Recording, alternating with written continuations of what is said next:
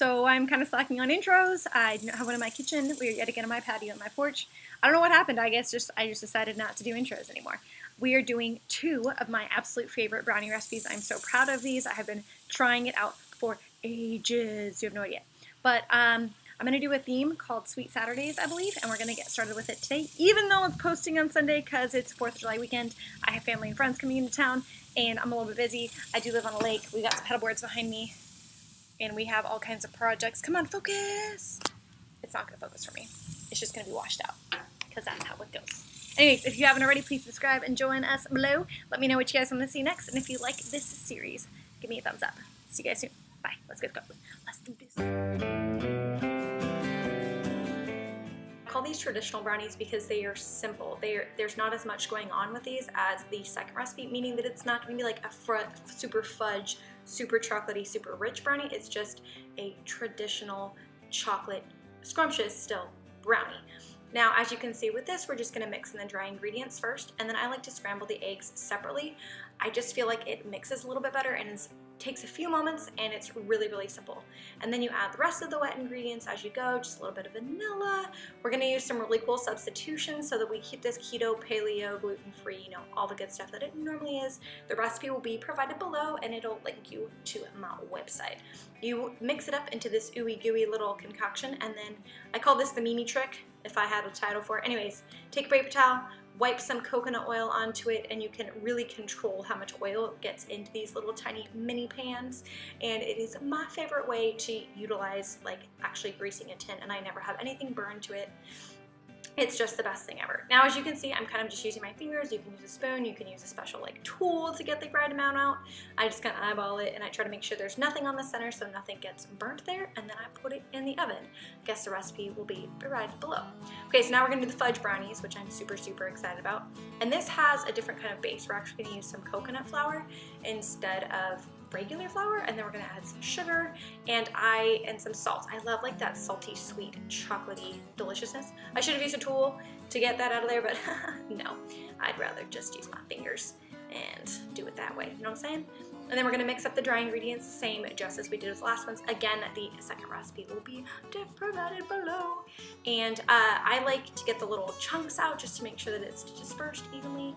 And then you throw in these Lily's chocolates. They are sweetened with stevia, which makes them keto-friendly, sugar-free, and non-toxic, which is just freaking exciting.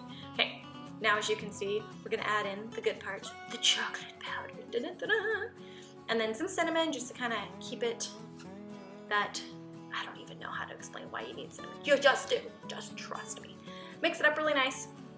And then my favorite ingredient to add to this, actually, besides like the syrup and stuff to sweeten it, and this time I didn't mix the eggs so you can kind of see what it looks like, is chia seeds actually. So I let these chia seeds soak on the side for several minutes to get gooey, and I actually really feel like it makes a difference in a lot of my baked goods as far as keeping it moist.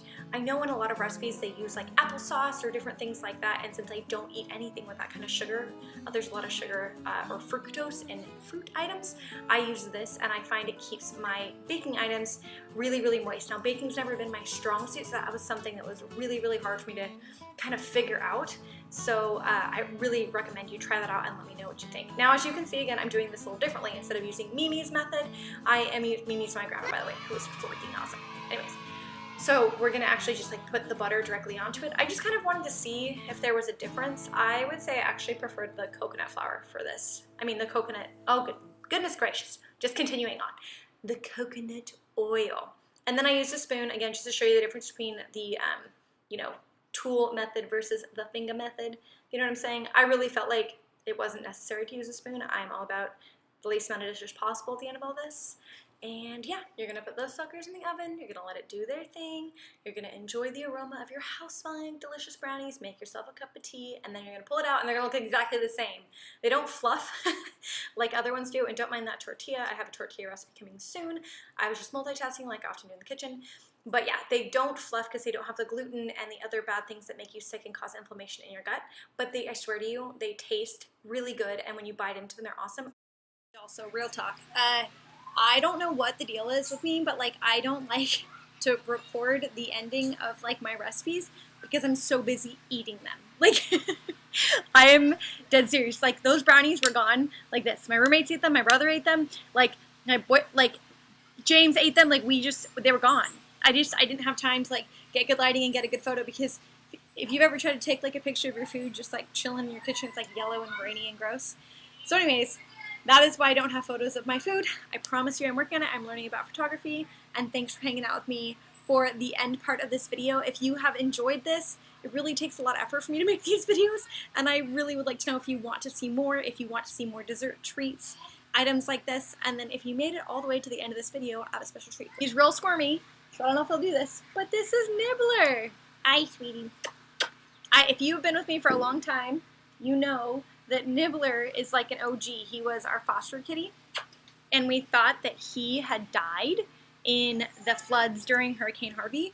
We had two kittens. We were fostering, Angel and Nibbler, and we thought that, like, one of them passed away, and so he needed to be monitored in case he was ill as well. And then the facility that I was working at and that was helping take care of him, TLC, or Texas Litter Control, they are amazing, and their whole facility was 8 feet underwater, and they evacuated over 230 animals.